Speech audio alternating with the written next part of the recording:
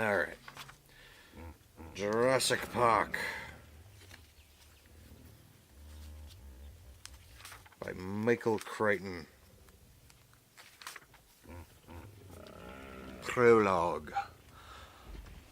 Let me realign myself for maximum comfort here. Prologue. The Bite of the Raptor.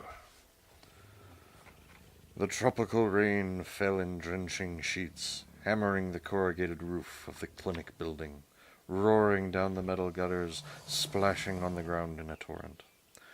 Roberta Carter sighed and stared out the window. From the clinic she could hardly see the beach or the ocean beyond, cloaked in low fog.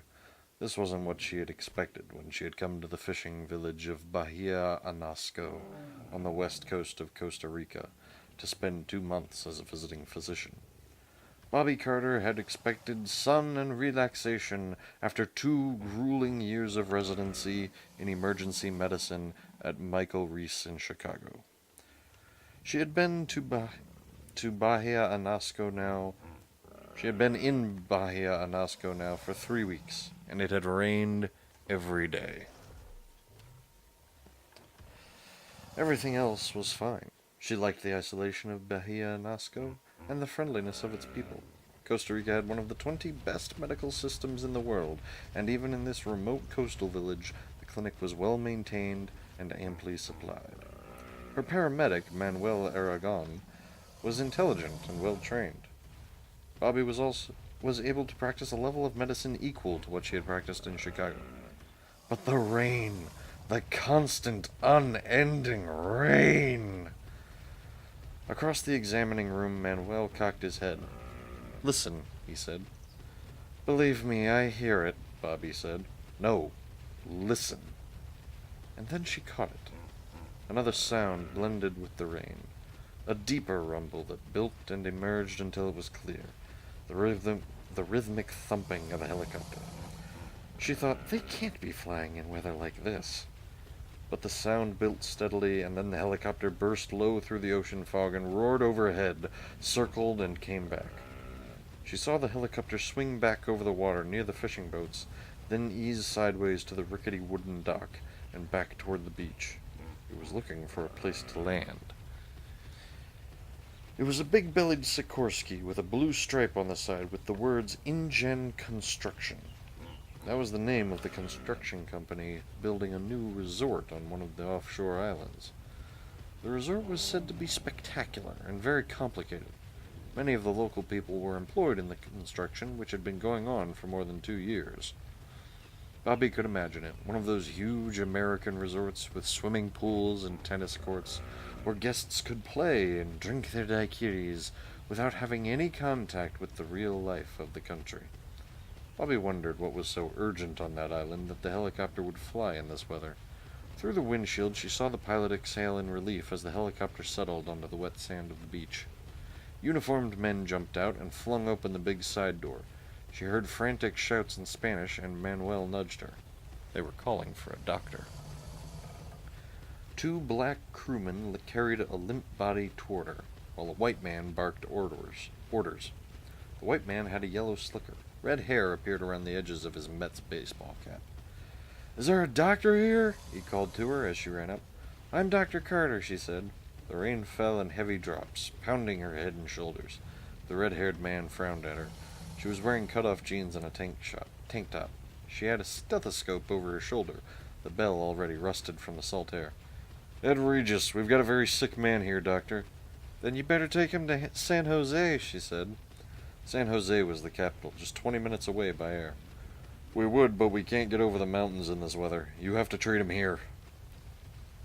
Bobby trotted alongside the injured man as they carried him to the clinic. He was a kid, no older than 18. Lifting away the blood-soaked shirt, she saw a big slashing rip along his shoulder and another on the leg. "What happened to him?"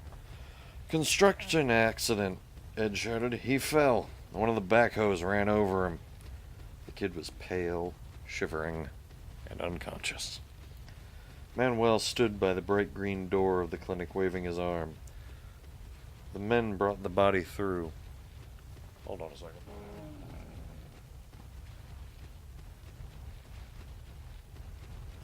There's some motion in the corner of my eye here. Alright, come on. Give me a break here. You're disrupting things.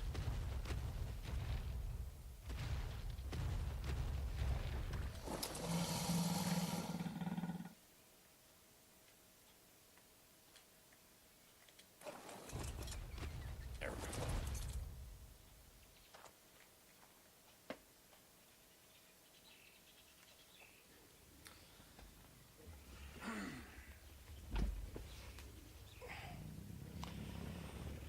Manuel stood by the bright green door of the clinic waving his arm. The men brought the body through and set it on the table in the center of the room. Manuel started an intravenous line, and Bobby swung the light over the kid and bent to examine the wounds. Immediately she could see that it did not look good. The kid would almost certainly die. A big, tearing laceration ran from his shoulder down his torso. At the edge of the wound, the flesh was shredded. At the center, the shoulder was dislocated, pale bones exposed. A second slash cut through the heavy muscles of the thigh, deep enough to reveal the pulse of the femoral artery below. The first impression was that his leg had been ripped open. "Tell me again about this injury," she said. "I didn't see it," Ed said. "They say the backhoe dragged him." "Because it almost looks as if he was mauled," Bobby Carter said, probing the wound. Like most emergency room physicians, she could remember in detail patients she had seen even years before. She had seen 2 maulings. One was a 2-year-old child who had been attacked by a Rottweiler dog. The other was a drunken circus attendant who had had an encounter with a Bengal tiger. Both injuries were similar. There was a characteristic look to an animal attack. "Mauled?" Ed said. No, it was a backhoe, believe me." Ed licked his lips as he spoke. He was edgy, acting as if he had done something wrong. Bobby wondered why. If they were using inexperienced local workmen on the resort construction, they must have accidents all the time. Manuel said, "Do you want lavage?" "Yes," she said, "after you block him." She bent lower, probed the wound with her fingertips. If an earth mover had rolled over him, dirt would be forced deep into the wound. But there wasn't any dirt, just a slippery, slimy foam. And the wound had a strange odor, a kind of rotten stench, a smell of death and decay. She had never smelled anything like it before. "How long ago did this happen?" "An hour." Again, she noticed how tense Ed Regis was. He was one of those eager, nervous types. And he didn't look like a construction foreman, more like an executive. He was obviously out of his depth. Bobby Carter turned back to the injuries. Somehow she didn't think she was seeing mechanical trauma. It just didn't look right. No soil contamination of the wound site, and no crush injury component. Mechanical trauma of any sort, an auto injury, a factory accident, almost always had some component of crushing. But here there was none. Instead, the man's skin was shredded, ripped across his shoulder, and again across his thigh. It really did look like a maul. On the other hand, most of the body was unmarked, which was unusual for an animal attack. She looked again at the head, the arms, the hands. The hands. She felt a chill when she looked at the kid's hands. There were short, slashing cuts on both palms, and bruises on the wrists and forearms. She had worked in Chicago long enough to know what that meant. "All right," she said. "Wait outside." "Why?" Ed said, alarmed. He didn't like that. "Do you want me to help him or not?" she said, and pushed him out the door and closed it on his face. She didn't know what was going on, but she didn't like it. Manuel hesitated. "I continue to wash?" "Yes," she said. She reached for her little Olympus point-and-shoot. She took several snapshots of the injury, shifting her light for a better view. It really did look like bites, she thought. Then the kid groaned, and she put her camera aside and bent toward him. His lips moved, his tongue thick. "Raptor," he said. "Los raptor." At those words, Manuel froze, stepped back in horror. "What does it mean?" Bobby said. Manuel shook his head. I do not know, Doctor. Los a raptor. No es español. No? It sounded to her like Spanish. Then please continue to wash him. No, Doctor. He wrinkled his nose. Bad smell. And he crossed himself. Bobby looked again at the slippery foam streaked across the wound. She touched it, rubbing it between her fingers. It seemed almost like saliva. The injured boy's lips moved. Raptor, he whispered. In a tone of horror, Manuel said, It bit him. What bit him? Raptor. What's a raptor? It means hoopia. Bobby frowned. The Costa Ricans were not especially superstitious, but she had heard the hoopia mentioned in the village before. They were said to be night ghosts, faceless vampires who kidnapped small children. According to the belief, the hoopia had once lived in the mountains of Costa Rica, but now inhabited the islands offshore. Manuel was backing away, murmuring and crossing himself. It is not normal, this smell. It is the hoopia. Bobby was about to order him back to work when the injured youth opened his eyes and sat straight up on the table. Manuel shrieked in terror. The injured boy moaned and twisted his head, looking left and right with staring eyes, and then he explosively vomited blood. He went immediately into convulsions, his body vibrating, and Bobby grabbed for him, but he shuddered off the table onto the concrete floor. He vomited again. There was blood everywhere. Ed opened the door, saying, What the hell's happening? And when he saw the blood, he turned away, his hand to his mouth.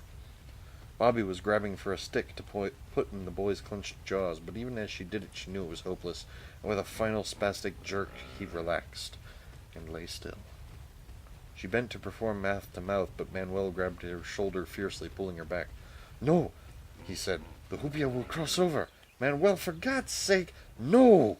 He stared at her fiercely. No, you do not understand these things. Bobby looked at the body on the ground and realized that it didn't matter. There was no possibility of resuscitating him. Manuel called for the men, who came back into the room and took the body away. Ed appeared, wiping his mouth with the back of his hand, muttering, I'm sure you did all you could. And then she watched as the men took the body away, back to the helicopter, and it lifted thunderously up into the sky. It is better, Manuel said. Bobby was thinking about the boy's hands. He had been covered with cuts and bruises in the characteristic pattern of defense wounds. She was quite sure he had not died in a construction accident. He had been attacked, and he had held up his hands against his attacker. Where is this island they've come from? She asked. In the ocean, perhaps 120 miles offshore. Pretty far for a resort, she said. Manuel watched the helicopter. I hope they never come back.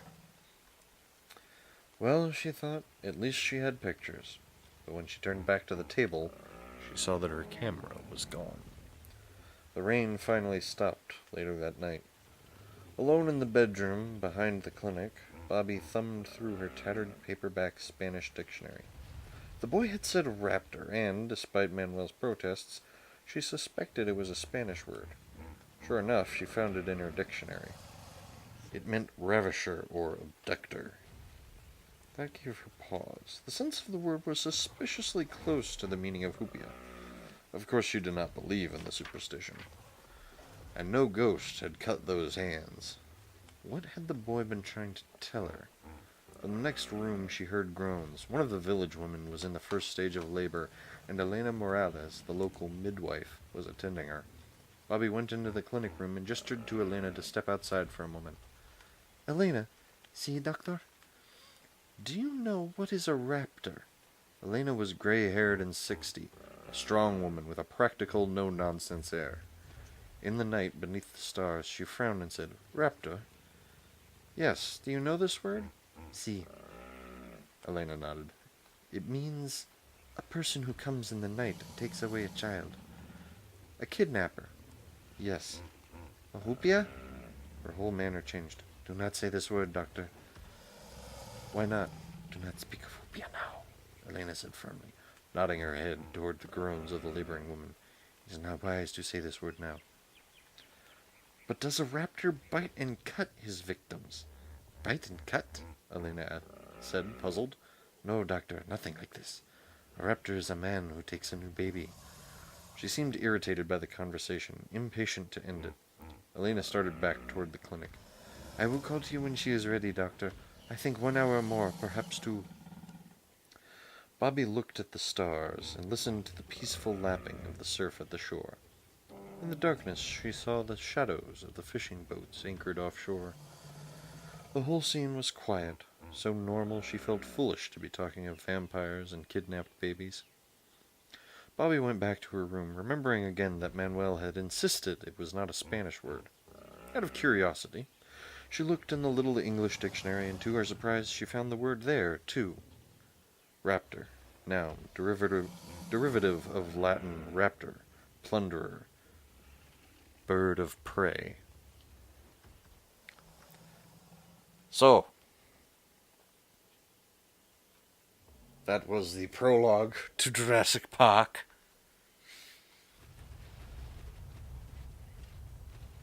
You feeling better, Ducky? Because I'm feeling better. Good books always make me feel better.